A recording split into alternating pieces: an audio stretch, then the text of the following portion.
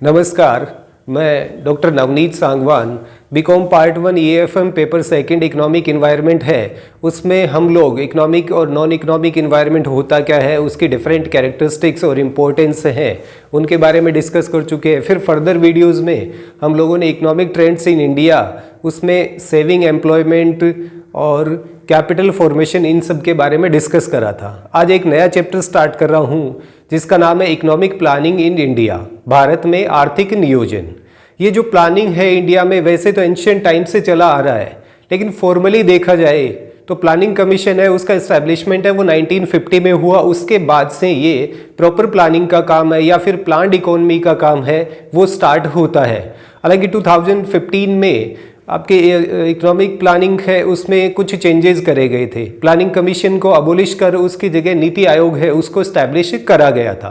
But economic planning होती क्या है, फॉर्मली अगर डिफाइन करना चाहें तो economic planning is a way of utilising resources and organising resources to the maximum advantage in terms of end of the society और in terms of social end of the society is known as economic planning. यानी समाज के अंतिम छोर के कल्याण के लिए जो संसाधनों का संगठन किया जाता है और उनका यूटिलाइजेशन या उनका उपयोग किया जाता है, उसकी एक प्रक्रिया होती है, तो उसे इकोनॉमिक प्लानिंग या फिर आर्थिक नियोजन है वो बोला जाता है।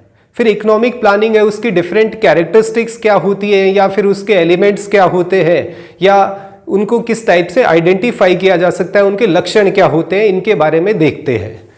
ये characteristics of economic planning, EP means यहाँ पे इकोनॉमिक प्लानिंग से है। अब उस केस में देखा जाए तो नंबर 1 आता है सेंट्रल प्लानिंग एंड कंट्रोल, केंद्रीय नियोजन एवं नियंत्रण। अगर इंडियन कॉन्टेक्स्ट में बात की जाए या फिर प्लानिंग के कॉन्टेक्स्ट में बात की जाए तो जनरली प्लानिंग है वो सेंट्रल लेवल से होती है, यानी टॉप ऑफ द मैनेजमेंट होता है, वहां से प्लानिंग का काम होता है। जैसे इंडियन कॉन्टेक्स्ट में आप प्लानिंग की बात करोगे तो सेंट्रल गवर्नमेंट है या उससे कोई एस्टैब्लिश्ड बॉडी है वो प्लानिंग का काम करती है। तो इसका जो नियोजन है या प्लानिंग है वो सेंट्रल लेवल पे होती है और कंट्रोल है वो भी सेंट्रल लेवल पे किया जाता है। फिर सेकंड इसमें आता है सर्टेन पीरियड, एक निश्चित समय अवधि या अवधि होती है। कोई भी प्लानिंग करी जाती है, अगर वो शॉर्ट टर्म की यानी कम समय अवधि की है तो जनरली वो 1 साल या उससे कम टाइम ड्यूरेशन की होती है।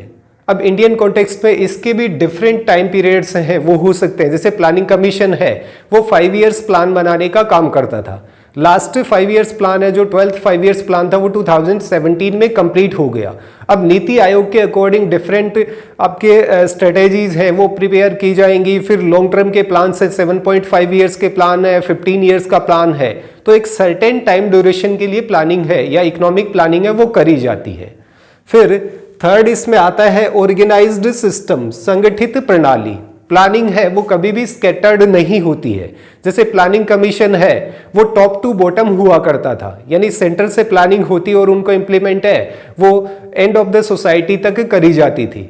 बट नीति आयोग है वो बॉटम टू टॉप रखा गया है, यानी पहले सजेशंस हैं उनको इनवाइट करा जाता है, फिर उसके अकॉर्डिंग प्लानिंग करी जाती है। बट प्लानिंग हमेशा ऑर्गेनाइज्ड या संगठित होती है, स्कैटर्ड या बिखरी छितरी हुई नहीं होती है। फिर नेक्स्ट इसमें आता है कंटिन्यूअस प्रोसेस, निरंतर प्रक्रिया। प्लानिंग है वो हमेशा एंडलेस होती है। ये नहीं कि आपने एक बार प्लान बनाया फिर उसको आपने खत्म करा कि ठीक है प्लान बन चुका है। प्लान है उसमें अकॉर्डिंग टू सिचुएशन या फिर इकोनॉमिक जो चेंजेस आते हैं उसके अकॉर्डिंग चेंजेस भी करने पड़ते हैं। तो एक बार आपने प्लान करा फिर कोई रिवाइज होता है वो फिर से इंप्लीमेंट करा जाता है, फिर वापस से जो इकोनॉमी में चेंजेस आते हैं उसके अकॉर्डिंग आपको प्लानिंग है वो चेंज करनी पड़ती है। इसीलिए प्लानिंग या इकोनॉमिक प्लानिंग है वो कंटिन्यूअस प्रोसेस मानी जाती है। फिर इसमें नेक्स्ट आता है डिटरमाइंड ऑब्जेक्टिव्स, निर्धारित उद्देश्य। प्लानिंग है वो प्री डिटरमाइंड ऑब्जेक्टिव्स के लिए होती है। ये नहीं कि आप किस पर्पज से आप प्लानिंग कर रहे हो या आपको पता ही नहीं और आपने प्लान करना स्टार्ट कर दिया। तो प्लान है वो हमेशा, जैसे आपको एम्प्लॉयमेंट है उसमें कितना अचीव करना है, इकोनॉमी की ग्रोथ रेट है वो कितनी रहनी चाहिए, इंफ्रास्ट्रक्चर का डेवलपमेंट कितना है, ये आपके प्री डिटरमाइंड या प्री डिसाइडेड ऑब्जेक्टिव्स होते हैं, इनके लिए प्लानिंग करी जाती है। तो प्लानिंग हमेशा डिटरमाइंड ऑब्जेक्टिव्स के लिए होती है। फिर इसमें नेक्स्ट आता है सेटिंग ऑफ प्रायोरिटीज।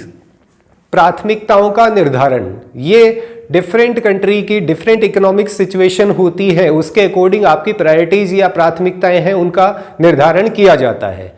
जैसे अंडर डेवलप्ड कंट्रीज हैं, वहाँ पे सबसे पहले आपका सोशल वेलफेयर आता है, रीजन बीइंग मोस्ट पॉपुलेशन है वो बीपीएल या पुअर होती है। ऐसे ही इंडियन कॉन्टेक्स्ट में बात करें तो जनरली आपका जो बजट होता है उसमें सोशल वेलफेयर को आजकल प्रायोरिटी दी जाती है। ऐसे ही प्लानिंग होगी तो सोशल वेलफेयर आ गया, फिर उसके डिफरेंट सेगमेंट्स हो गए, फीमेल्स हो गए, ओल्ड एज पर्सन हो गए, चिल्ड्रंस हो गए, उन सब के लिए, यानी किसी भी इकोनॉमी की जो प्लानिंग होती है उसमें डिफरेंट प्रायोरिटीज अपनी पहले से डिसाइड करी जाती हैं। सबसे पहले प्राथमिकताओं का निर्धारण किया जाता है। फिर इसमें नेक्स्ट आता है गवर्नमेंट प्रोग्राम्स एंड स्ट्रेटजीज, सरकारी कार्यक्रम एवं रणनीति।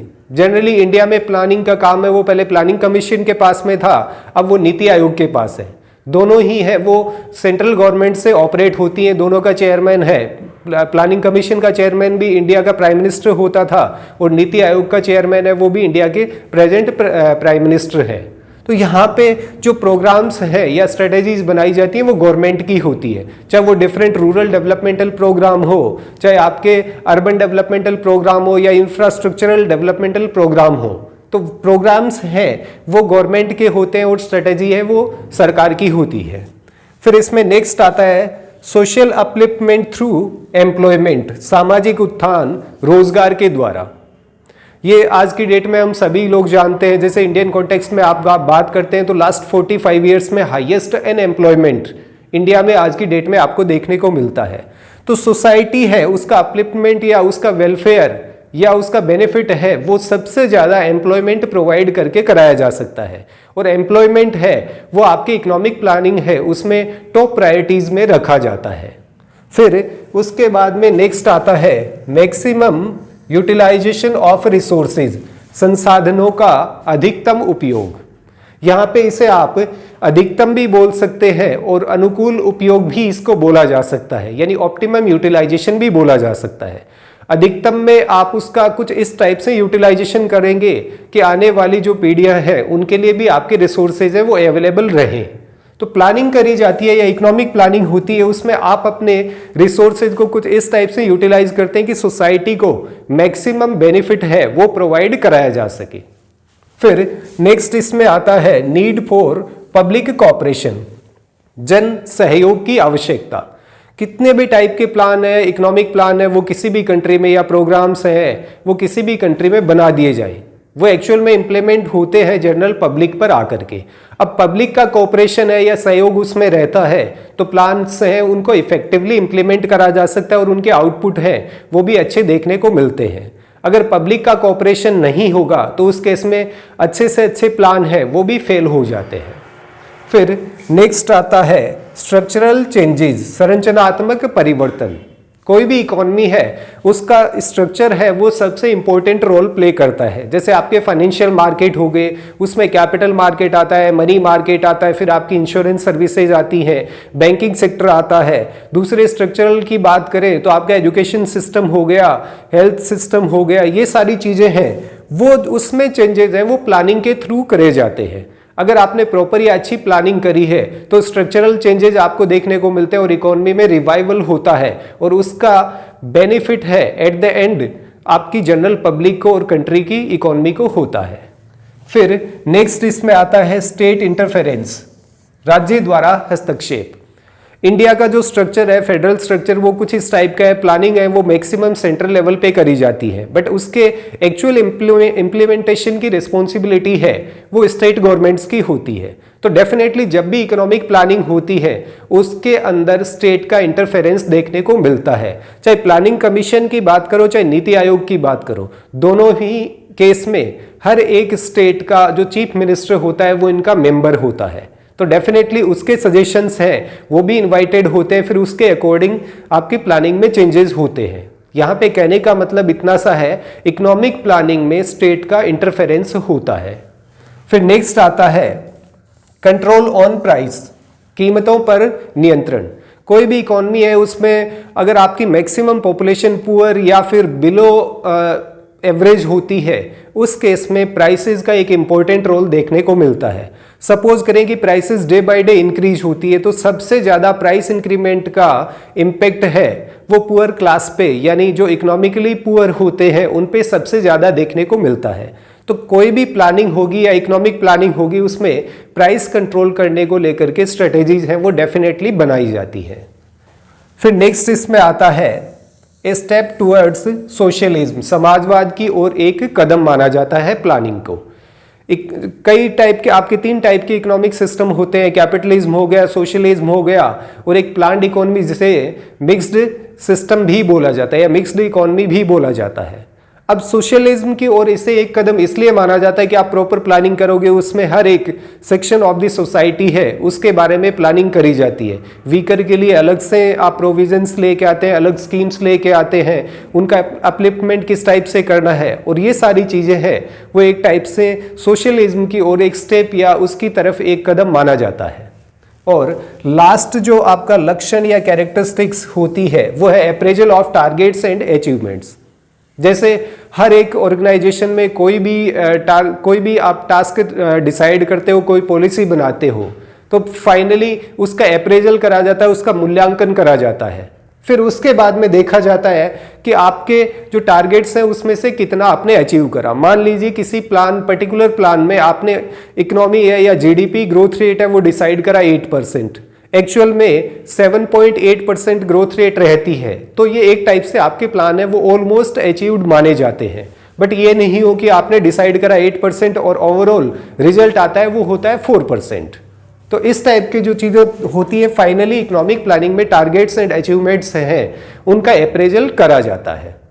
तो आज के इस वीडियो में 2 चीज़ें मेनली हम लोगों ने देखी। एक तो इकोनॉमिक प्लानिंग होता क्या है, यानी जो सोसाइटी का एंड छोर होता है वहाँ तक आप अपने रिसोर्सेज को कुछ इस टाइप से यूटिलाइज करते हैं कि उनको बेनिफिट हो, ये इकोनॉमिक प्लानिंग है, वो प्लानिंग कमीशन ऑफ इंडिया की तरफ से मानी जाती है। फिर उसके बाद में उसकी डिफरेंट कैरेक्टरिस्टिक्स क्या होती है, टोटल 14-15 कैरेक्टरिस्टिक्स हम लोगों ने डिस्कस करी। आने वाले चैप्टर्स में इसका क्या यूटिलाइजेशन है या इम्पोर्टेंस है, इसके फेवर में एंड इसके अगेंस्ट में क्या आर्ग्यूमेंट्स दिए जा सकते हैं। तो आज के इस वीडियो में इतना ही। Thank you. जय हिंद, जय भारत।